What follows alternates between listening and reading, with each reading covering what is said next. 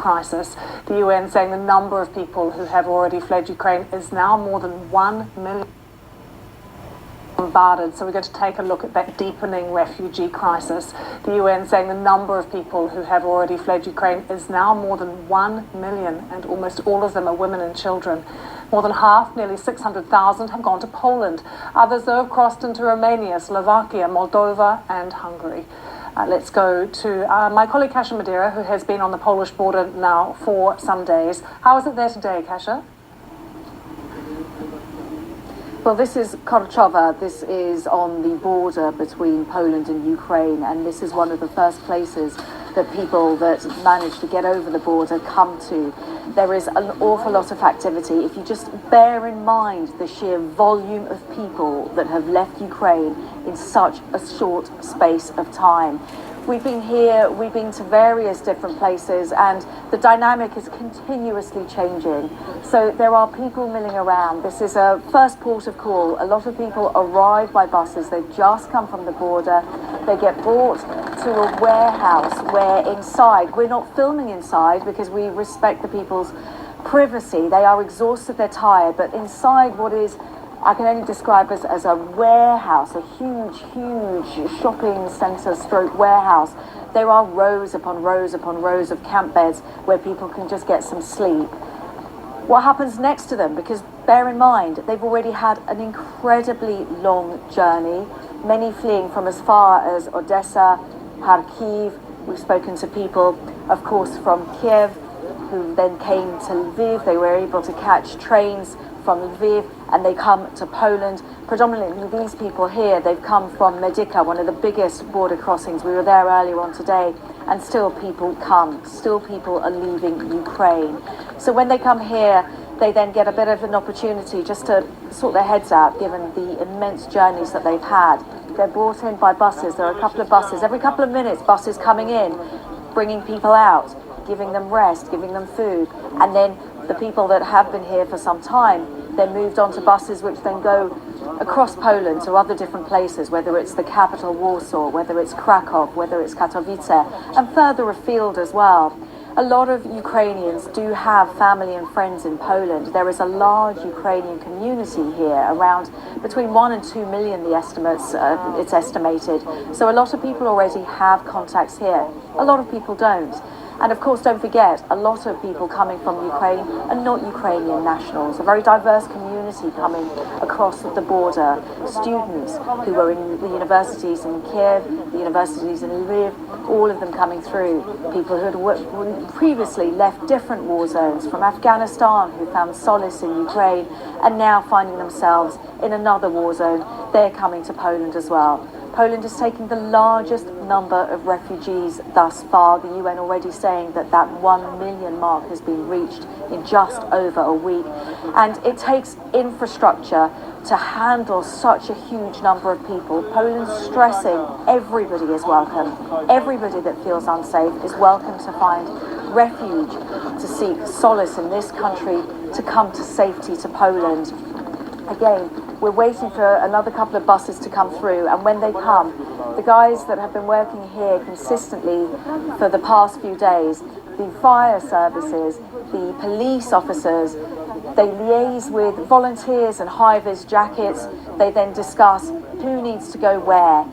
All the time, care and attention is paid to the people who come here because there is a need that they feel welcome. They've obviously gone through trauma. The WHO is talking about the medical supplies that need to go over to Ukraine. They'll be coming through Poland.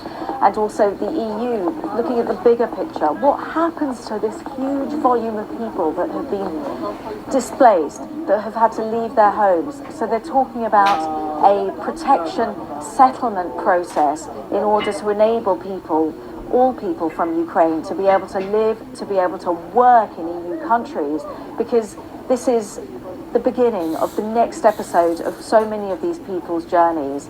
They'll be able to potentially find work in EU countries. They'll be able to get accommodation, access to medical supplies, access also to education because of this high number of children that are coming through as well.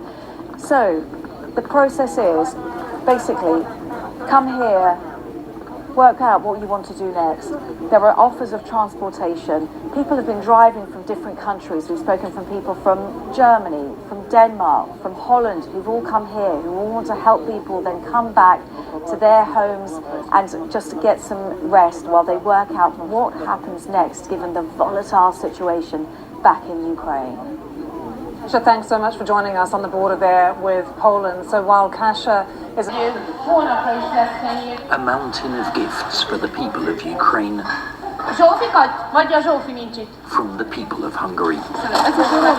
The warehouse next to the primary school in Tisovec is constantly replenished. Next door, 3,000 people a day are fed, watered, rested and guided on their way. Free people to pray.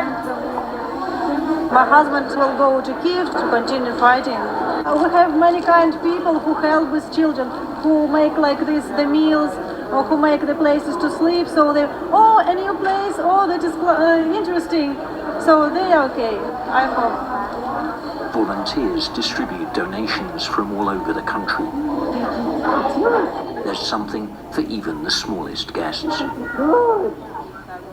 Gabor drove from the western to the eastern tip of Hungary, 600 kilometers, to bring provisions. I saw in the TV last night, help is needed here. Food and clothes for the children. The refugees include many Roma from Ukraine. Now they're being looked after by the Roma of Hungary. It's Alex's first haircut in exile. Around 50 people a night sleep here in the pensioners' club in the village of Uska. My mum will like this, a little girl announced. Judith and Lajos run a guest house in a village near the border. They don't charge Ukrainians a penny for accommodation or food. Köszönöm, spasiba. Na zdrowie. Köszönöm. Na zdrowie. We feel so sorry for them, Judith told me. Tea provides a common language. And how many grandchildren? Pedig 3,5 éves. Back in their room, Alf the cat watches over their possessions, catching up on the latest news from home over an open Bible, 1 Corinthians. In the new Europe, Ukrainian passports are badges of pride and defiance. Nick Thorpe, BBC News on the Hungary-Ukraine border. Is the other sound of war. A boy's anguish, telling his mother, I am tired, I am so tired. Tonight, the humanitarian crisis worsening on the Ukraine-Poland border. At this train station, through the window, we see a crush of need. This is the room set aside for women and children escaping war. So many of the families here have traveled for days. It's just an extraordinary thing to witness here. The train has arrived from Ukraine here in Poland. You can see the baby here in this carriage. So many young children brought by their families to safety. And as you walk through the crowd here, you can see the sheer number of families who've arrived here. Children with their winter coats, but little else. Many parents telling me it was simply too dangerous to stay. Some had been hiding in basements for days. There is an unmistakable urgency here. People on the phone, families desperate for help. Two young mothers, sisters, who escaped Ukraine with their children. What has this journey been like? They tell me this is their fate. What else can we do? We have to keep our children alive. We ask about the fathers. Have either of them stayed behind to fight the Russians? Allah says her husband is not in the army, but yes, he stayed behind to fight. You believe you will go back home? Yeah. Like so many of the children we met here, their children carry stuffed animals too. Alexei and his favorite dog. Yes, I do. Yes, you do. You have your dog. These two mothers and their children spent 22 hours on 2 trains to get here. Our children sleep in the floor, in The floor floor of the train. Yes. I ask them about Vladimir Putin. There is silence and fear. But then they tell me we want our freedom. You want freedom. Yes. You want to keep your freedom. Yes. Tonight, the UN now says there are more than 1 million refugees. 500,000 of them are children. A little girl clutching her doll. And this family from Ukraine's second largest city, Kharkiv, under assault from the Russians. You came all the way from Kharkiv. Yeah. They told me they could hear the bombs, the missiles, landing all around them. They're okay, Jess. It's terrifying. And you tried to stay as long as you could? My father is still in Ukraine because he is going to. She fears for her father's life. I hope that Ukraine will Survive.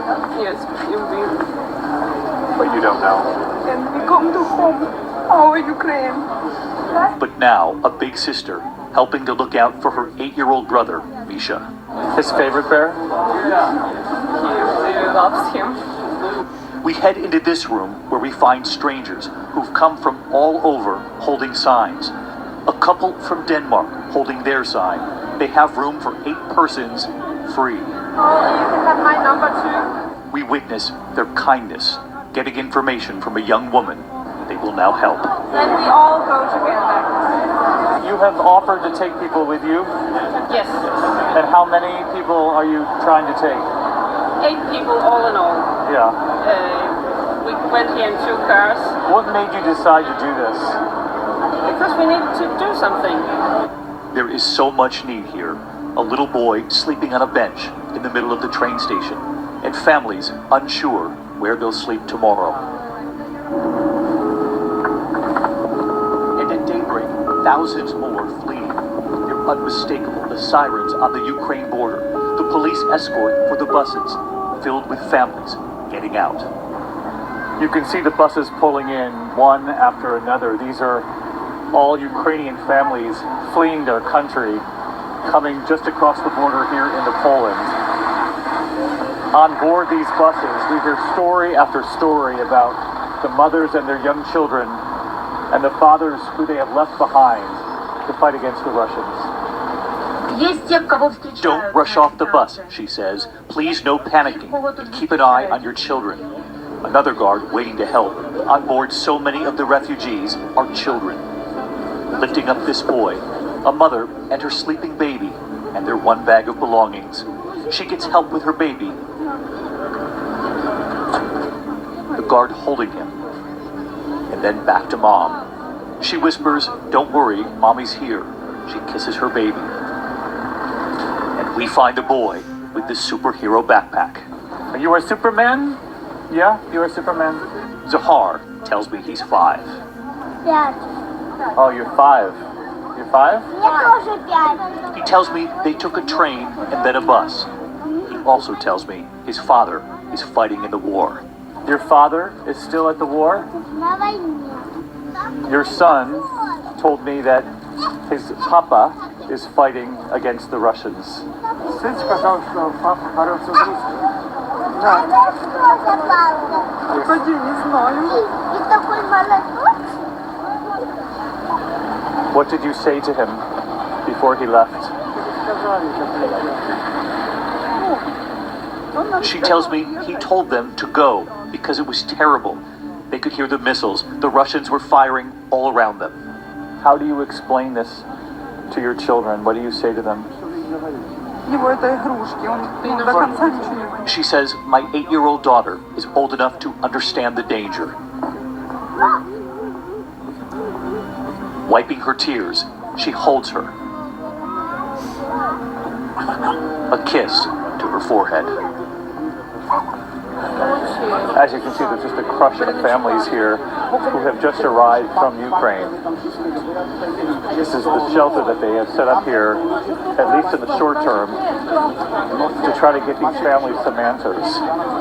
Сперва надо уйти отсюда. This young woman, a volunteer, telling them they will now choose a country where they will go next. Germany, Austria, Italy. We see the line of people listening to her, realizing they must choose now where they're going to live. She was telling you all of these places you can go. Have you thought about that, where you want to go? Да, мы планируем ехать. She tells me they're planning to go to Vienna. Can you believe that you're being forced to choose another country to go to? Для меня сейчас I want to be away from the danger, she says, so I can have my children live in peace. A son hugs his mother after what he's heard. The tears of a mother, yeah. Their father staying back too to fight the Russians. Do you worry about your husband? Конечно. Yes, she says, but he told us to go. You thinking about your father? Very much, he tells me. I'm having a hard time. I love him. Watching it all, his younger sister, Zlata. Please be safe. Please be safe. And with so much need here, that young volunteer who came from Germany helping these families, revealing to me one of the things they need most right now. The problem is that we can't find drivers who drive to the country. That's the only problem we have. So we really need drivers. To get them there. Yeah. They need more help for the families who've made it out, but also help for people still trying. There are workers and students living in Ukraine from Africa, Asia, and other regions of the world who say they've been stopped at train stations and border crossings. Pira Diantwadi, an immigrant from Congo, said as he waited to board a train, he was told only women and children, but then watched as some Ukrainian men were allowed to board, describing it to our Marcus Moore. The police in Ukraine were taking some men. We said, why? How is it possible? You just said only women and children. So now you are taking Ukrainian white people. Why? Are we not people like them? Tonight, Ukraine's foreign minister has now acknowledged the problem, saying they're taking steps to ensure foreign nationals are allowed to leave the country. And Pira is now here in Poland. So many of the refugees fleeing Ukraine crossing the border on foot. The long exodus for so many of these Ukrainian families who say their journey has been days long. Mothers carrying their children, the boy carrying his dinosaur. They come by foot, by bus, and by train. And at the train station, the little girl wearing hearts and holding her unicorn, her mother holding her.